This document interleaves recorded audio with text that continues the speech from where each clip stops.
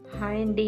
నమస్తే. Welcome to cook with Manju. ఇవాళ మనము రెస్టారెంట్ స్టైల్‌లో aloo meal maker curry prepare చేసుకుందామండి. టేస్ట్ అయితే అద్దిరిపోతుంది. రోటీలోకి, పూరీలోకి, నాన్, బటర్ నాన్, బగారా రైస్ ఇలా అన్నిట్లోకి కూడా రుచి అద్దురుతుంది. ఒక కప్పు దాకా సోయా తీసుకుందాము. ఒక 2 పెద్ద సైజు ఆలు తీసుకొని పీల్ తీసేసుకున్న తర్వాత మీడియం సైజు ముక్కలుగా కట్ చేసుకొని వాటర్‌లో వేసి పెట్టుకోవాలి. అలాగే ఇక్కడ ఒక 2 ఉల్లిపాయలు, ఒక 4 టమాటాలు కట్ చేసుకొని పెట్టుకోవాలి. 7, 8 పచ్చిమిర్చి, కొన్ని వెల్లుల్లిపాయలు, హాఫ్ ఇంచ్ అల్లం పీల్ తీసుకొని పెట్టుకోవాలి. ఆ తర్వాత వాటర్ పెట్టుకొని ఇందులో కొంచెం సాల్ట్, కొద్దిగా వెనిగర్ వేసుకోవాలి. ఇప్పుడు ఈ వాటర్ మరుగుతూ ఉన్నప్పుడు ఇందులో సోయా వేసుకోవాలి. సోయా వేసేసుకున్న తర్వాత ఒక 2 మినిట్స్ మనము ఇలా బాయిల్ చేసుకున్నామంటే సోయా అనేది మంచిగా ఇంక్రీజ్ అవుతుంది. ఇలా ఉడకాలి. దీన్ని తీసి కూల్ వాటర్లో వేసుకొని పెట్టుకుందాము. ఇప్పుడు మళ్ళీ ప్యాన్ పెట్టేసుకొని ఆయిల్ వేసుకోవాలి. ఆయిల్ కొంచెం హీటెక్కిన తర్వాత ఇందులోకి ఉల్లిపాయ ముక్కలు వేసేసుకోవాలి. ఉల్లిపాయ ముక్కలు వేసుకున్న తర్వాత ఒక్క లవంగా, కొంచెం దాల్చిన చెక్క, ఒక్క ఇలాచీ వేసుకొని కలుపుకోవాలి. ఇప్పుడు ఇందులోకి పచ్చిమిర్చి వేసుకుందాం. నేను పచ్చిమిర్చి అయితే ఇక్కడ ఒక 7, 8 దాకా తీసుకున్నానండి. పచ్చిమిర్చి వేసుకొని వేపుకోవాలి. ఈ ఉల్లిపాయలు కొంచెం గోల్డ్ బ్రౌన్ కలర్లోకి వచ్చేంత వరకు ఇలా వేపుకొని వీటిని తీసి ఇప్పుడు చల్లార్చుకొని పెట్టుకుందాము. ఇప్పుడు మనం వాటర్లో వేసుకున్నాం కదా సోయాని, వాటర్ ఏమీ లేకుండా బాగా గట్టిగా ఇలా పిండేసుకొని పక్కన పెట్టేసుకుందాము. మనం ఇప్పుడు కడాయి పెట్టేసుకొని ఆయిల్ వేసుకొని ఎక్కిన తర్వాత మనం ఇందులో ఆలు వేసేసుకొని వేపుకోవాలి. ఆలు వచ్చేసి గోల్డెన్ బ్రౌన్ కలర్ వచ్చేంత వరకు ఇలా వేపుకోవాలి. ఇలా వేగిన ఈ ఆలును ఇప్పుడు ప్లేట్లోకి తీసేసుకుందాం. తర్వాత సోయా గుడంగా ఇందులో వేసేసుకొని సోయా గుడంగా కొంచెం గోల్డెన్ బ్రౌన్ కలర్లోకి వచ్చేంత వరకు ఇలా వేపుకోవాలి. ఇలా వేగింది కదా, ఇప్పుడు సోయా గుడంగా ప్లేట్లోకి తీసుకొని పెట్టేసుకుందాం. ఇలా వేపుకోవాలి రెండింటిని కూడా. తర్వాత ముందుగా మనం వేయించి పెట్టేసుకున్నాం కదా ఉల్లిపాయ, అలాగే పచ్చిమిర్చి, దాన్ని కూడా ఇలా పేస్ట్ చేసుకోవాలి. ఇప్పుడు టమాటాలు మిక్సీ జార్లో వేసుకొని అందులో వెల్లుల్లిపాయ ముక్కలు, అల్లం వేసుకోవాలి. హాఫ్ ఇంచ్ అల్లం పీల్ తీసుకొని వేసాను ఇక్కడ. తర్వాత ఇప్పుడు మనము స్టవ్ పైన గిన్నె పెట్టేసుకొని ఆయిల్ పోసుకోవాలి.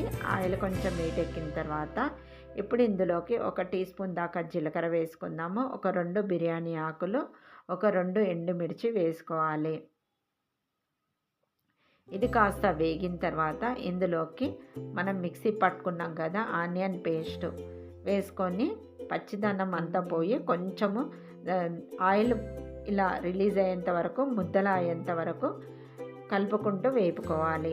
ఇలా వేగిన తర్వాత ఇప్పుడు మనం ఇందులోకి టమాటో ప్యూరీ వేసుకుందాము. మనం ఇక్కడ పచ్చి టమాటాలే మిక్సీ పట్టుకొని వేసుకున్నాం కాబట్టి టమాటాలను బాగా మగ్గించుకోవాలి. ఇలా కలుపుకుంటూ ఈ టమాటాలను ఇలా కొంచెం ఆయిల్ పైకి వచ్చేంత వరకు మగ్గించుకున్న తర్వాత ఇందులోకి పసుపు, ఒక టీ స్పూన్ దాకా కారము, ఒక టీ స్పూన్ దాకా ఉప్పు వేసుకోవాలి. మనం వేసుకున్న ఈ ఉప్పు, కారము మొత్తం గ్రేవీలో కలిసేటట్టు మంచిగా ఇలా కలుపుకోవాలి.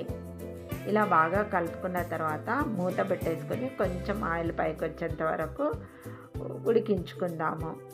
ఇక్కడ చూస్తున్నారు కదా ఆయిల్ అనేది కొంచెం ఇలా పైకి రావాలన్నమాట.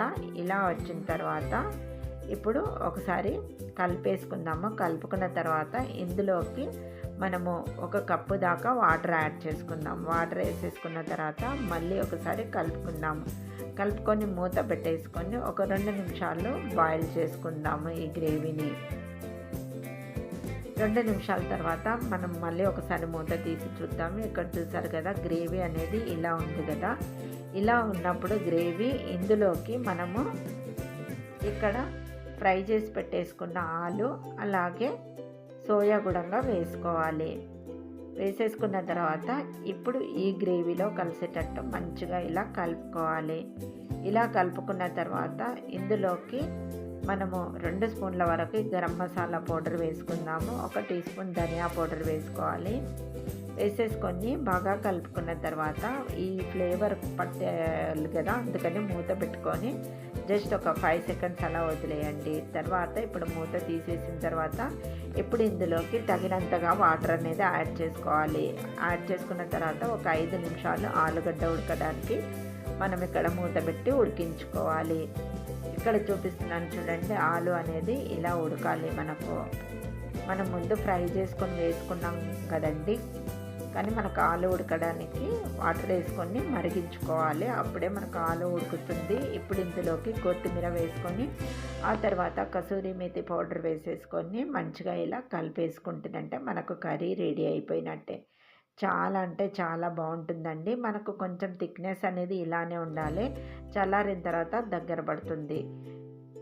చూసారు కదా, ఇక్కడ రెస్టారెంట్ స్టైల్లో ఆలు సోయా కర్రీ రెడీ అయిపోయింది. చాలా బాగుంటుంది. మీకు నచ్చితే తప్పకుండా ట్రై చేయండి. ఎలా వచ్చిందో కామెంట్ చేయండి. మరిన్ని ఇంట్రెస్టింగ్ వీడియోస్ కోసం ప్లీజ్ నా ఛానల్ని సబ్స్క్రైబ్ చేయండి. అలాగే లైక్ ఇవ్వడం అయితే మర్చిపోకండి. ప్లీజ్ అండి, సపోర్ట్ చేస్తూ ఉండండి నాకు. Thanks for watching my video.